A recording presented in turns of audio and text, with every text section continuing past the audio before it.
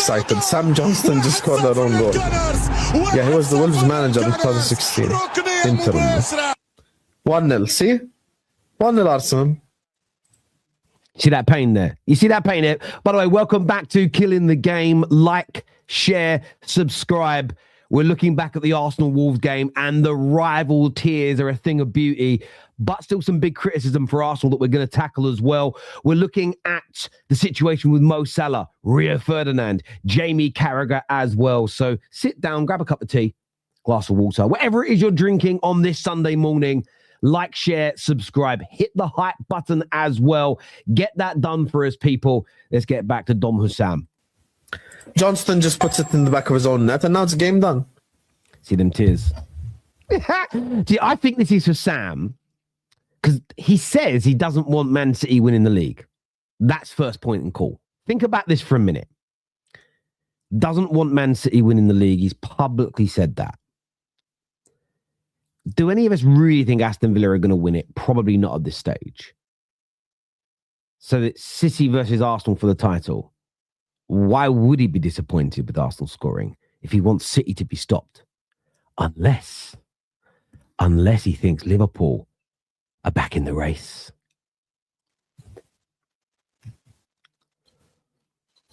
But he's not excited. He doesn't want us to lose. Oh my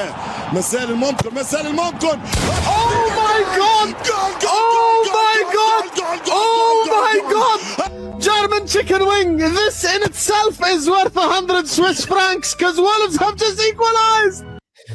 Doesn't want Man City to win the league, he says, and doesn't think Liverpool in the title race. Which do you think it is? Let me know in that comment section below. Bomba clot.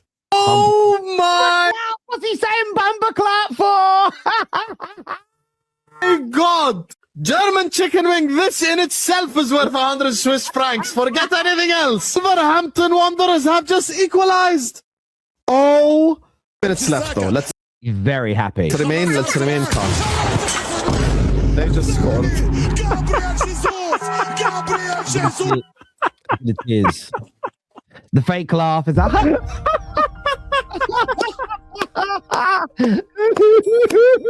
Jesus just scores at the end, guys. You feel that pain, but he doesn't want Man City winning the league, and he doesn't think Liverpool are in the title race. Oh my God! Didn't score a goal since October, but in December they've scored 2. Well, Rob Edwards, it's the Rob Edwards effect. Keep him out!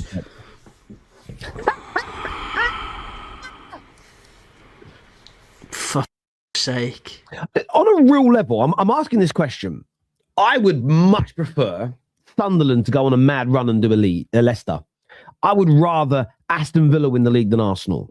I'd rather Chelsea win the league than Arsenal. They're all lesser rivals to me. Some aren't even rivals at all. Why do Liverpool fans not want Arsenal to win the league? Genuine question. Why would they want the manager who... I'm not even asking this with any salt. The manager that didn't just win the Klopp-Pep era.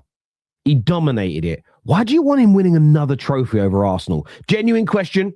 No salt. I need to understand it. Oh, just why did we get all excited? We all got excited. It's Wolves, innit? It's Wolves. It is. Oh. Oh, that's so That's so... How have they threw this away? You had it. It was there. It was there. It was in the palm of your hands. You had it. It was there. No. No. Is he offside? Anything? Give us an offside. Is he offside? Oh. Oh. Wolves. Bloody hell. Playing for handball? Anything? Handball. Desperate. See their biggest rivals in the Premier League era competitively win another title. That's good, isn't it? Oh, tell you what an absolute rat. It's an own goal. It's another own goal. It's another own goal. It's not even a goal. It's another own goal. They've won it with 2 own goals. They They literally could plat sawdust now. They can plat sawdust, Arsenal. The absolute, honestly, the luck, the fluke. It's two own goals. The shocking. By the way, just for posterity, if Arsenal concede a goal soon via an own goal, I hope none of these content creators that are saying it's luck when you get them suddenly say, yeah, it weren't unlucky that Arsenal conceded an own goal. It's because the opponents put good crosses into the box or applied pressure. They forced the issue.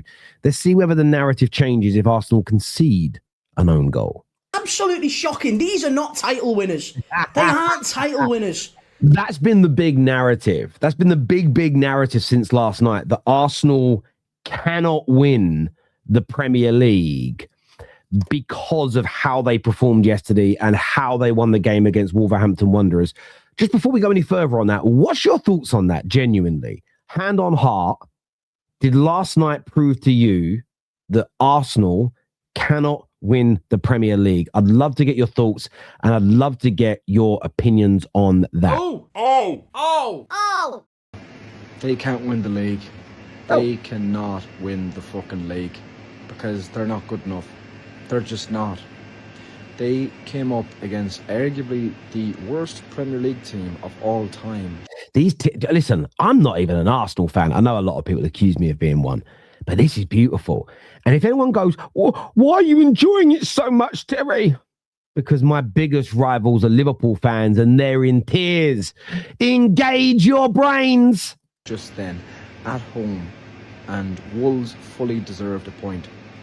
They relied on 2 own goals at home to beat arguably the worst Premier League team of all time. So, what's your point? What's your point? I've seen nearly every single champion in the Premier League win late games via own goals, deflected goals. I swear the year Liverpool won a league title, they were playing West Ham and it was really close in the game, and like Fabianski dropped the ball for his own legs or something and Liverpool went on to score. I swear I've seen Liverpool Everton before. It's going to be a draw, and then Pickford stopped it from going out for a goal kick and put it into Divock Origi's path. We've all seen these things. Why is it so different now it's Arsenal? Genuine question. I've said it before, and I will say it again. If anybody puts pressure on them this season, they will win the league. Simple as that. But I'm just not sure that will happen, which is why I still think they will win the league.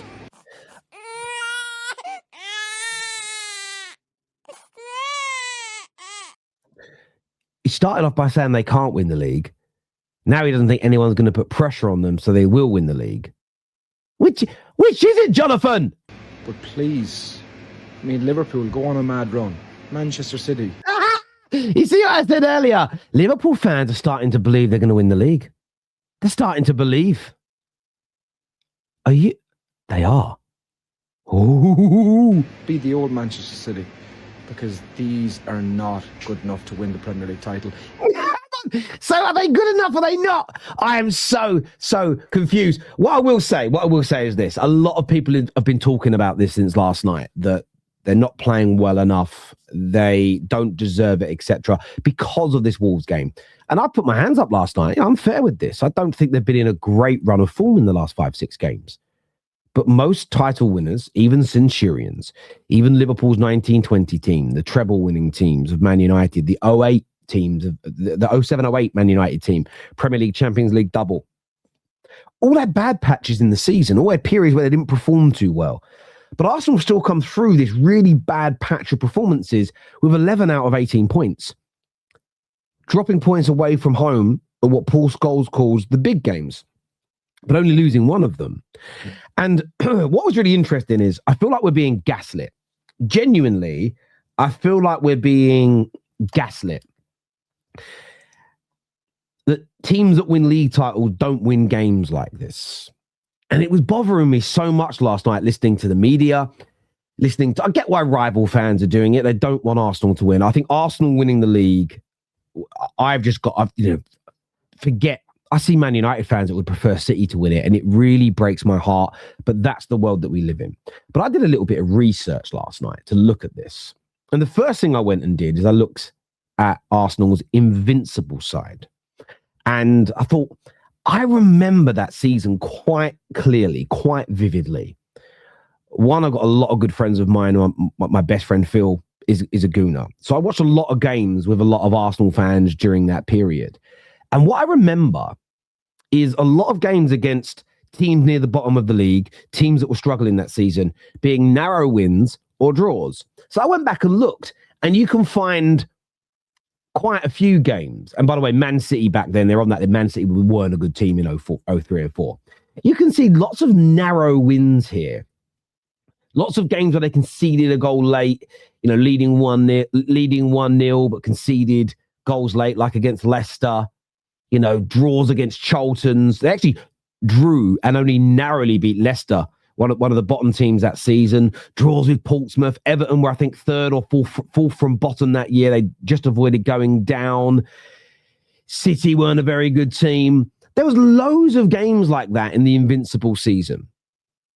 First and foremost, there were loads of games like that. So I look at it and go, I understand the younger generation of Arsenal fans having PTSD, but most teams that have won titles have had games like this.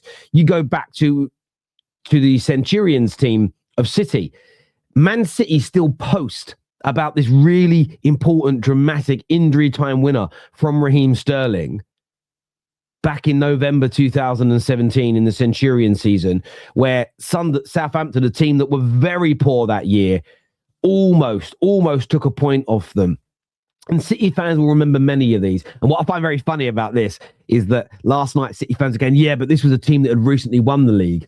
But yet when you say to a Man City fan, well, Pep inherited a side that had been winning league titles. It wasn't like you didn't build a club from the ashes. You didn't build a broken club or a team that's never won anything into the world beaters. He took over a team that had recently been champions and had a very good squad. Suddenly that narrative changes to go, well, no, Arsenal can't claim that winning tight games against poor teams is the potential sign of champions because they haven't won a title recently.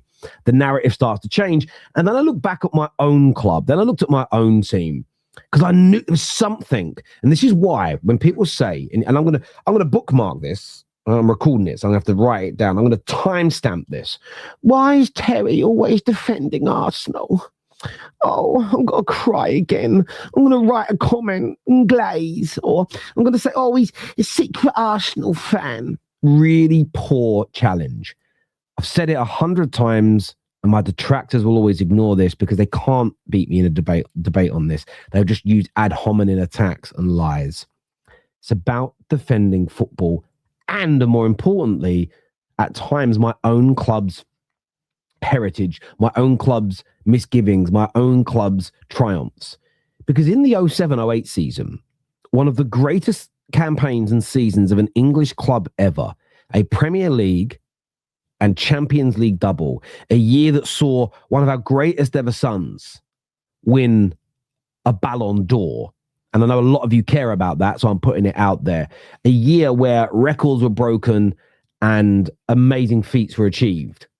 That season, we narrowly beat the worst team in the history of the Premier League derby in a narrow 1-0 victory. And that game was tight. They had almost as many shots on target as us that game. We were poor. It was only a Ronaldo strike in the 75th minute that denied Derby a sensational draw. I remember this like it was yesterday. This was a season where Man United clinched the title on basically the last day of the season, in the last couple of games anyway. It was a very close 3-horse race that year with 3 teams, by the way. That Arsenal team were very good. That Chelsea team were brilliant. All of them good enough to win the league. All of them good enough to win the Champions League. The best ever era of the Premier League where the top teams were mustered. And that was when Europe was at its absolute peak of its powers.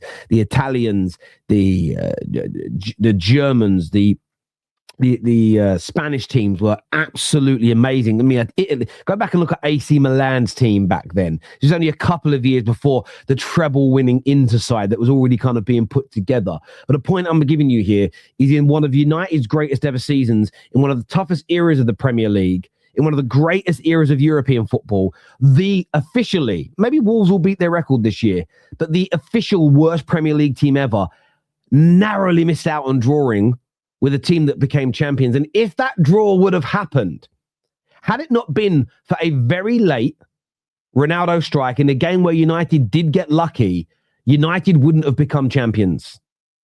Or you could look at it and go, that could have given Chelsea the impetus. Arsenal actually drew that day as well. So we would have let them get away with it. It was massive. So the reason I push back, and I'm not going to be gaslit, does it mean because Arsenal won last night, they will be champions? No. Do Arsenal need to improve their performances? Abso-friggin-lutely. But let us not be gaslit. Let us not change our tune now. Winning games if you don't think Arsenal performances are going to get any better between now and the end of the season, if you think they're going to crumble, fair enough. But winning games like teams in title races did last night has always been a sign, not the only sign, not the guarantee, don't be a liar, of teams that go on to win titles. And I think come May, if they win the league, they're going to come back and look at this game and go, God damn, that was so important. Here I come. Oh, here I come. Oh. Best Arsenal player I've seen for quite a while. Like, who comes into mind is Van Persie and maybe Ozil after him, but even Ozil maybe might not have had that same level of consistency. Like, Saka is right up there when it comes to Arsenal players that I've seen in my lifetime, and I mean that. What made me realize that and think that was after conceding the equaliser to Wolverhampton Wanderers, bottom of the Premier League. It's almost like all the headlines were writing themselves. In the 90th minute of the game, into extra time, Arsenal conceded a goal to make it 1-1. And there he was again. The man who refuses to not turn up for his club, refuses to not be there and be counted. The man that has carried Arsenal. The man that I've spoken about on this same page, talking about how absurd it is how many times he makes a good decision on a football pitch. Forget all that. He is Arsenal. He is him. Bukayo Saka has been him. My friend Culture Gam say, I haven't seen a team win it without an elite winger, PFA level player. If it's anyone, it's Saka. And do Arsenal need to bolster that left-hand side up? 100,000,000%. They still need the upgrade there, as good as Trossard has been this season. But let me tell you who's undeniable. Bukayo Saka. I love this here, big up Abs, because I think that's one player last night that you can't be overlooked. I didn't actually think Declan Rice was as bad as some gooners were saying last night, but I'll bow down to their superior knowledge. It's their football club. I'll go, cool. No one on the left-hand side was brilliant. I thought Trossard was good when he came on, but Bukayo Saka was a thorn in the side all night. And this is where I'm a stats person. I think you've got to look at output. But if you're not watching the game, that's where stats can be misleading. Bukayo Saka got 2 assists last night. He created the 2 goals. Yes, they ended up going in via own goals, but it was because of the brilliance of his crosses, because of his perseverance, because of his never say die attitude. And I'm glad to see he's getting the accolades that he deserves. Tough year last year, terrible injury, really getting back to his best. And if Arsenal are to win this league, he is going to be absolutely imperative on every level. 2, Wolves 1, and boy, have we gotten away with one there. Oh my God. Of course, I need to start by saying that the most important thing today is that we won. 3 points was the most important thing.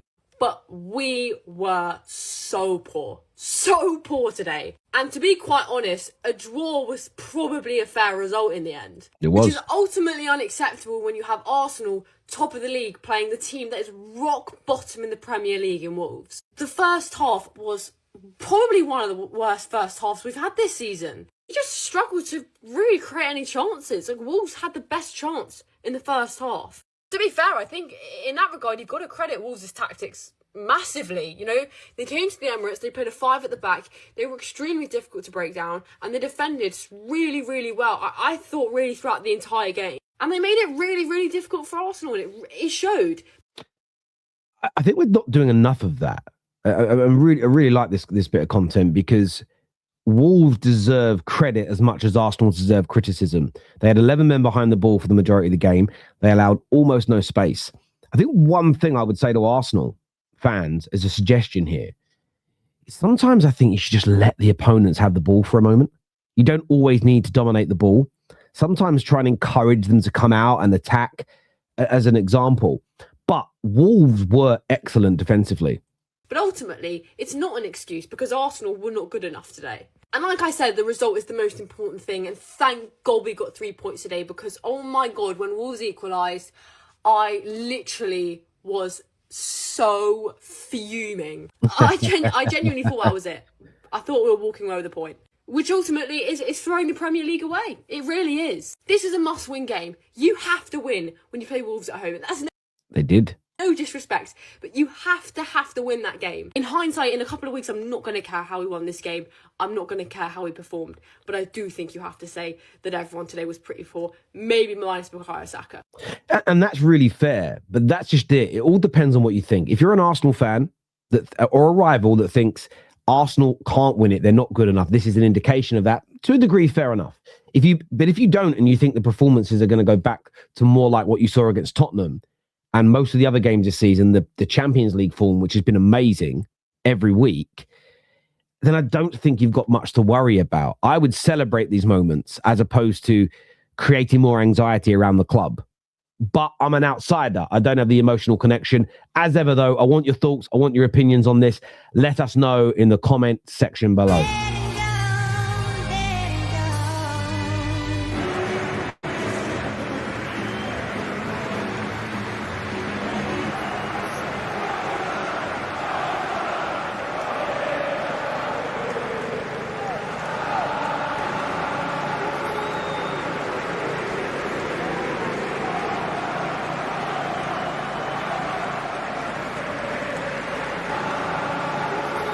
Jamie Carragher, can you hear that? The cop, Anfield, the die-hard Liverpool fans, the hardcore Liverpool fans, they've chosen a side, and that's the side of Liverpool. They're not picking slot. They're not picking Mo Salah. They've picked balance down the middle. It's come on, guys, let's resolve this situation. Let's come together. Let's not attack slot. Let's not attack Mo Salah. Let's support the football club. Take note.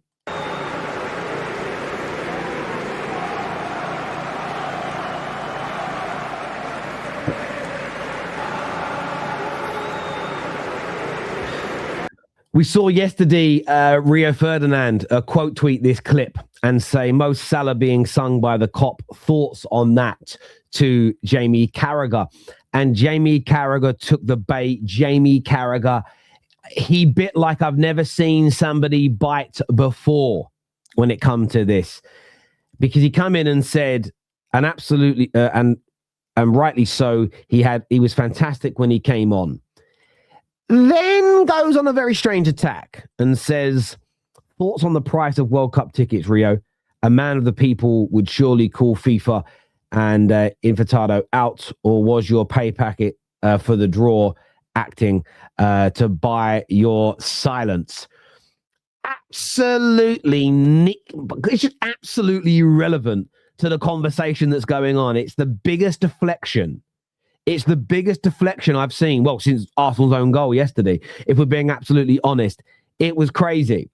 This is a man who tried to divide Liverpool. This is a man who was, in my opinion, encouraging Liverpool supporters to turn on Mohamed Salah. He was, in my view, some will see it differently. He didn't need to go in as hard as he did. He doubled down on that Friday morning with his article for The Telegraph. And Rio Ferdinand's giving him a little bit of stick. But to go on the attack, and this is what do you know why I don't like the attack? Do you know why I don't like it? Is because I think most pundits are guilty of what Rio has done here in many people's eyes. You know, they all, look at Qatar and how many people went out there and worked or wrote about it and did articles about it, made money through it, but yet would go, it's terrible that it's where it is. It shouldn't be here. How much you paying me? They're all the same as each other. They all work with each other. They're all in cahoots in that regard. That, for me, is just a cheap shot that isn't needed. It's a cheap shot that isn't needed on any level. But I will say this again. I was very, very happy for Mo Salah yesterday. I think he deserved the applause. I thought he was very good when he came on. a few mistakes towards the end on counter-attacks where he could have got himself a goal or another assist in the game, but very, very important. And Slot has come out as well and said there's no issue with the player. There's no issues going on there. So really, really important in terms of Liverpool moving forward. He can go to AFCON. I think Slot has said there's nothing to even resolve. It's been put to bed. It's just a case of, turns out that this is maybe a little bit of a smaller issue than everybody thought. Mo Salah thought he was being thrown under the bus. The club are like, no, it was a few games. You're going to be back. Mo's gone, okay, I'm sorry that... Internally, he's gone, okay, I'm sorry that I lashed out. I'll get my head down and work hard. Right, you're on the bench, but you'll be coming on in the game. He's come on and done well. They've all shook hands. And just as grown men, real grown men would do, they're going to move on from it. No need for any more bullshit. Give us your thoughts. Give us your opinions on that in the comment section below. As ever, I want to thank you all for tuning in. Please like, share, and subscribe. Hit that hype button as well. And we're going to see you all again very, very soon. Peace.